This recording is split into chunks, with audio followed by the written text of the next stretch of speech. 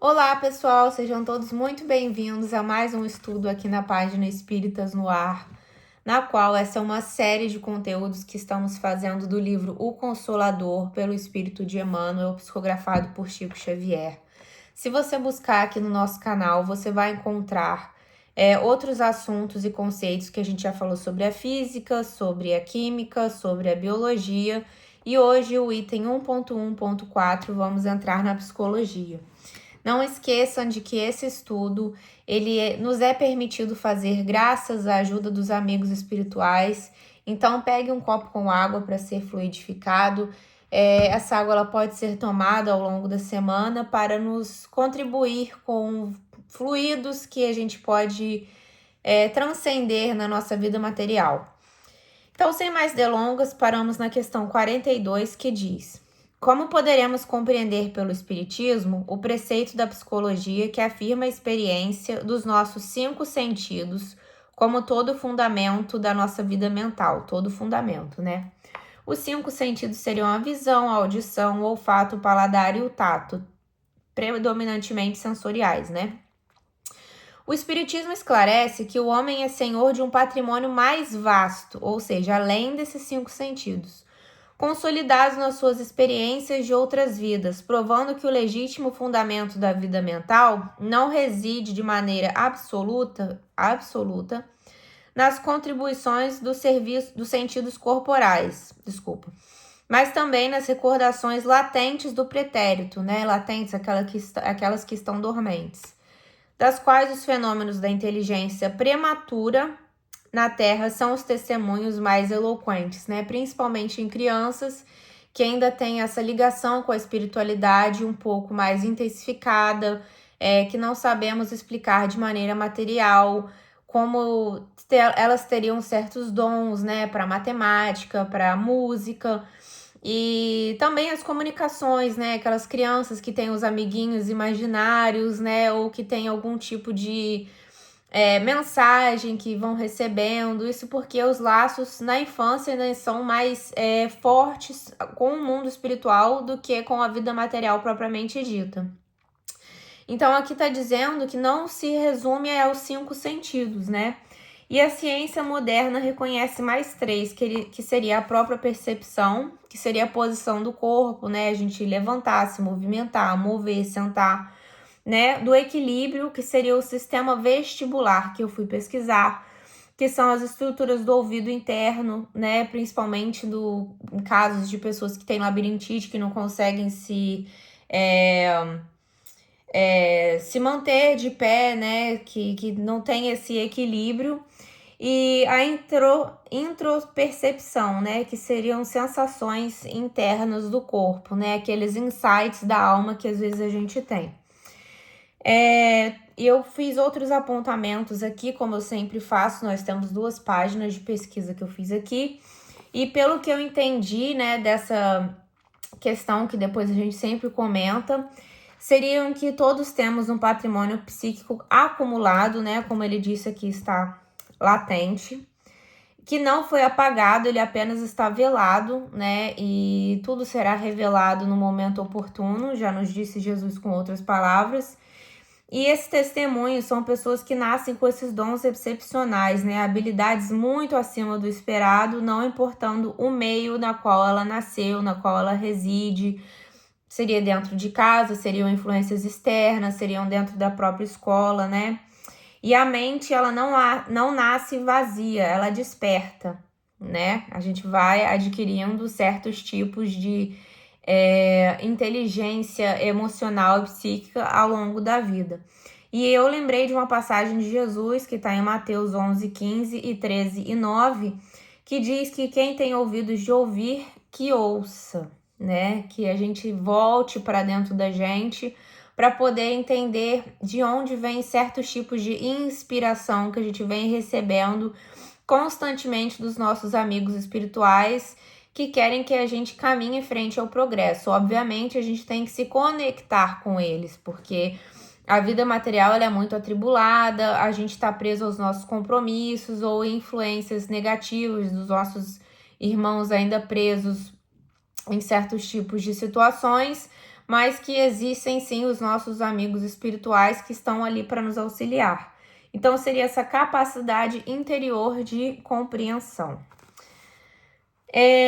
A questão número 43 diz: estabelecendo a psicologia do mundo como sede da memória, do julgamento e da imaginação.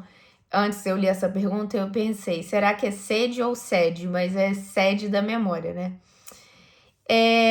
Do julgamento da imaginação, as partes do cérebro humano cujas funções não são ainda devidamente conhecidas pela ciência retardam a solução de um problema que só pode ser satisfeito pelos conhecimentos espíritas, ou seja, a ciência ainda não consegue explicar de maneira material. A resposta foi: diante das cogitações de ordem divina, a psicologia terrestre efetua essa procrastinação, né? O ato de não caminhar, né? A gente fica postergando, até que consiga atingir o profundo estuário da verdade integral.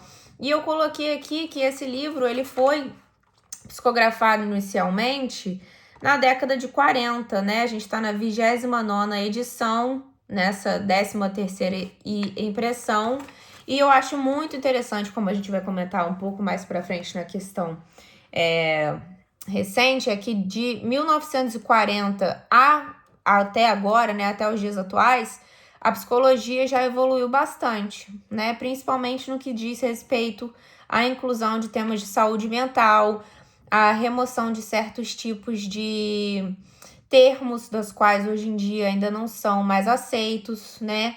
E a gente vai falar sobre isso na questão 44.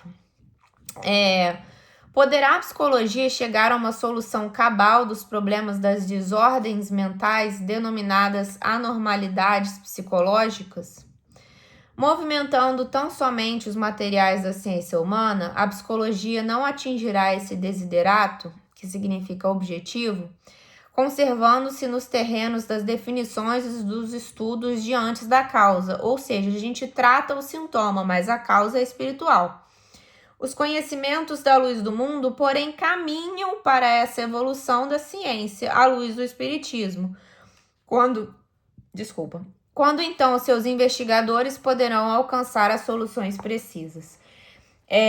Hoje em dia, a gente não fala de anormalidade psicológica, a gente fala também sobre os transtornos mentais, né? Seriam o certo termo. Hoje fala-se sobre saúde mental, como eu comentei, e os transtornos mentais estão no DSM-5, né? Que em inglês a sigla eu vou traduzir para o Manual Diagnóstico e Estatística dos Transtornos Mentais, principalmente na parte CID-11. Eu lembro que meu pai é neuropsicólogo, a gente tinha esse livro lá em casa, infelizmente ele faleceu, e ele não chegou a ver o livro atualizado. Bom, ele pode até ver lá do mundo espiritual, mas o livro foi atualizado e agora a gente está no CID-11. E eu até perguntei, fiz a minha pesquisa aqui na internet e outros tipos de transtornos foram adicionados, ou seja, a ciência está evoluindo para tentar entender certos tipos de comportamento, certos tipos de transtornos, né? Então, eu vou dar alguns exemplos aqui do que seriam esses transtornos, né? Nós temos os transtornos de humor, que seriam a depressão maior, a distimia, que é a falta de prazer nas coisas, é um tipo de depressão, né? A bipolaridade, falando de uma questão pessoal, eu sou uma pessoa que sou diagnosticada com a bipolaridade, e a bipolaridade ela tem vários níveis, o meu é o, digamos, o mais menos complicado, mas ainda assim, a gente vê que essas questões do transtorno de humor, por exemplo, a bipolaridade, que é que eu posso falar sobre ela, não é sobre você sentir muita euforia e depois cair num período de depressão e ficar nesses altos e baixos. Ou que a pessoa tá fazendo drama, ou que ela gosta de aparecer, ou que é falta de trabalho, não é nada disso. A gente tá tirando esses estigmas do passado e hoje em dia entendendo que essas alterações são químicas no cérebro. Então é necessário uma regulagem. Ao invés de sair desse alto e baixo inconstante, a pessoa precisa desse apoio psicoterápico, né? Precisa de ter um acompanhamento psiquiátrico para tomar as medicações corretamente, para tentar diminuir essas crises, né, sejam elas boas ou ruins, ter um acompanhamento, né, de um psicólogo para entender os gatilhos, enfim. Todas essas questões aqui que eu vou mencionar são questões que necessitam de um acompanhamento psicológico. Isso não é resolvido com uma muleta, né? Não é resolvido com o indivíduo sozinho, ou sem o apoio familiar, ou que isso é falta de Deus, ou que falta uma religião. Não, isso você consegue ajudar a diminuir os efeitos de uma doença como essa, mas ela não trata a causa propriamente dita. Então, nós também temos os transtornos de ansiedade, né? O transtorno do pânico, a fobia social, o transtorno obsessivo compulsivo. Nós temos os transtornos psicóticos, né? A esquizofrenia, o transtorno delirante, o esquizoafetivo, aquelas pessoas que não conseguem se relacionar em sociedade. Nós temos os transtornos do neurodesenvolvimento, né, que seriam o autismo, o TDAH, a dislexia, que muitas já tem se falado bastante desses transtornos. O de personalidade, que seria a borderline, o narcisista, o antissocial. Então, a gente tem entendido e classificado melhor esses transtornos, porque às vezes eles estavam sendo classificados em outras ordens aqui, ou de maneira um pouco mais bagunçada, e quando você chegava a tomar uma medicação, nem sempre aquilo ali tinha efeito, porque não chegava a fazer a testagem correta para entender que tipo de transtorno era aquele. Então, você buscar um profissional que seja adequado é muito importante, porque faz com que você tenha um diagnóstico preciso, né?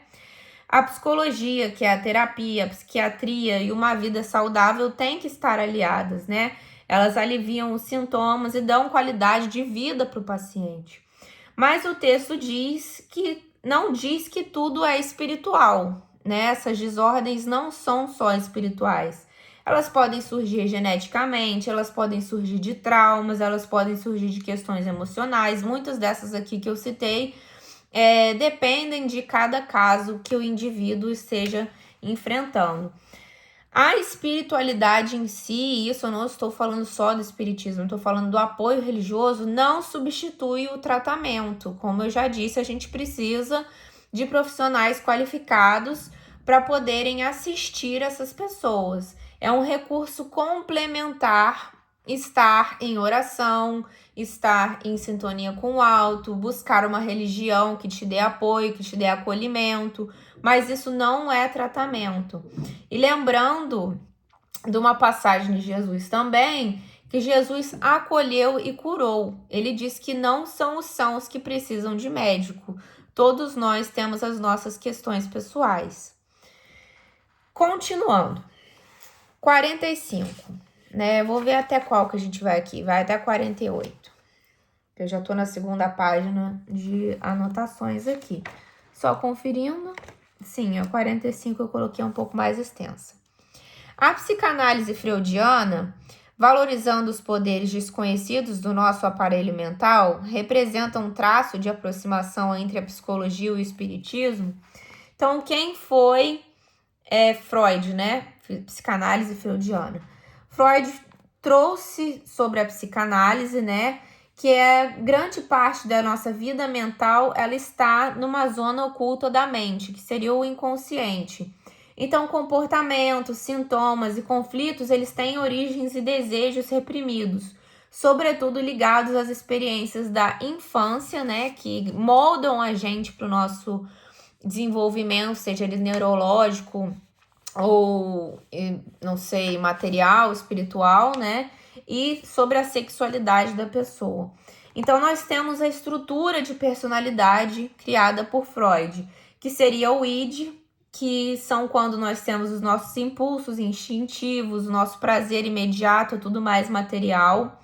O ego, que é um mediador racional entre o desejo e a realidade, principalmente a gente vive numa sociedade na qual a gente tem leis, né, direitos e deveres, e não só porque me bateu um desejo que eu vou realizar esse desejo, por mais racional ou irracional que ele seja, né? Então ele é meio que aquele freio ali entre o que é um desejo e o que pode ser moralmente aceito, né? A gente pode usar essa palavra aqui, moral.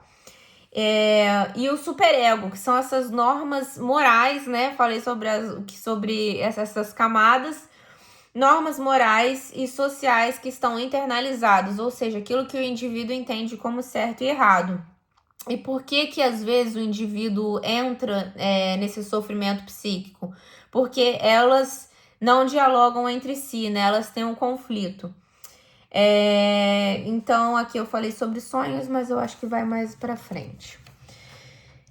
Então a resposta são: essas escolas do mundo constituem sempre grandes tentativas para a aquisição das profundas verdades espirituais, mas os seus mestres, com raras exceções, se perdem na vaidade dos títulos acadêmicos ou nas falsas apreciações dos valores convencionais. Então tem as rixas aí. Um estudou com o outro, que estudou com o outro, e depois racha no que é o cérebro, o que é o inconsciente, o que é o consciente, né? Os preconceitos científicos, por enquanto, impossibilitam a aproximação legítima, né? Preconceitos científicos. A aproximação legítima da psicologia oficial e do espiritismo.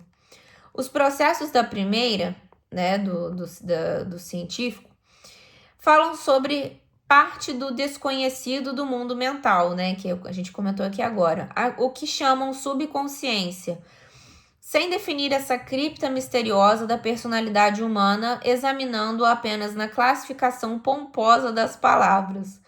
Entretanto, somente à luz do espiritismo poderão os métodos psicológicos aprender que essa zona da esfera psíquica de cada um é um reservatório profundo das experiências do passado, em existências múltiplas da criatura, arquivo maravilhoso onde todas as conquistas do pretérito são depositadas em energias potenciais de modo a ressurgirem no momento oportuno. A gente também comentou isso aqui e eu grifei momento oportuno em negrito, né? Então, essas zonas psíquicas do inconsciente, por exemplo, a gente pode dar o exemplo dos sonhos, né? Os sonhos são vias de acesso ao inconsciente. Essa zona oculta da mente é um reservatório de vidas passadas, como foi dito. E nós temos um arquivo espiritual, né, no nosso perispírito, das nossas tendências, né, de como a gente se acredita, de como a gente se porta, dos nossos valores, dos nossos traumas também, infelizmente, de talentos, culpas, conquistas morais e intelectuais.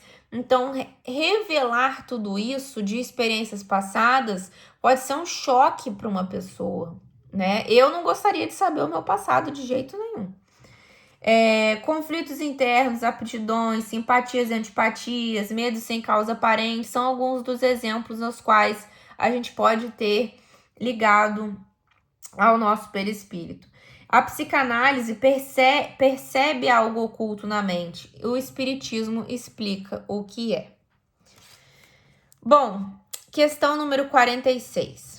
Como podemos compreender os chamados complexos ou associações de ideias no fenômeno mental? Sabemos que as associações de ideias, ou seja, um pensamento que chama o outro, não tem causa nas células nervosas, constituindo antes ações espontâneas do espírito dentro do vasto mecanismo espiritual. Constituindo antes ações espontâneas do espírito dentro do vasto mecanismo circunstancial, ou seja, uma circunstância que puxa a outra. Ações essas oriundas do seu esforço incessantes, projetadas através do cérebro material, que não é mais do que um instrumento passivo, ou seja, é espiritual e o cérebro é o receptor.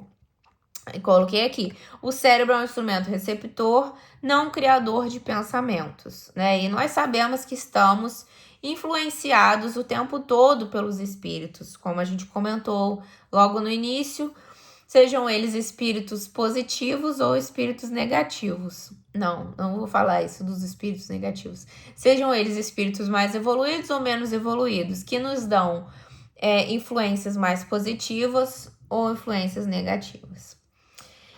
E a última questão, que seria 47, para a gente encerrar esse estudo, seria: por que relativamente ao estudo dos processos mentais se encontram divididos no campo da opinião os psicologistas do mundo? E isso já foi até respondido na questão anterior, né? Falando da vaidade dos títulos acadêmicos, né? Cada um quer dizer que está certo à sua maneira. Os psicologistas humanos, que se encontram ainda distantes das verdades espirituais, dividem-se tão só pelas manifestações do personalismo, ou seja, cada um pensa daquele jeito, dentro de suas escolas, mesmo porque, analisando apenas os efeitos, não investigam as causas, perdendo-se na complicação das nomenclaturas científicas, sem uma definição séria e simples do processo mental, onde se elevam as profundas realidades do espírito, ou seja, eles estão na superfície.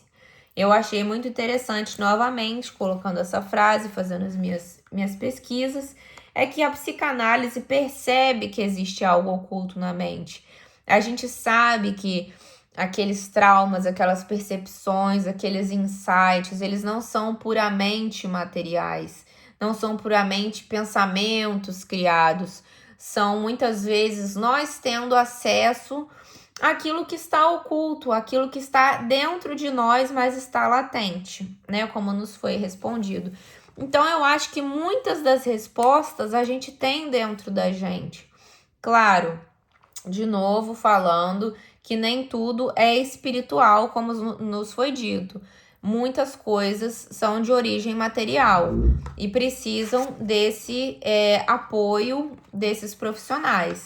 Mas que quando a ciência acompanhar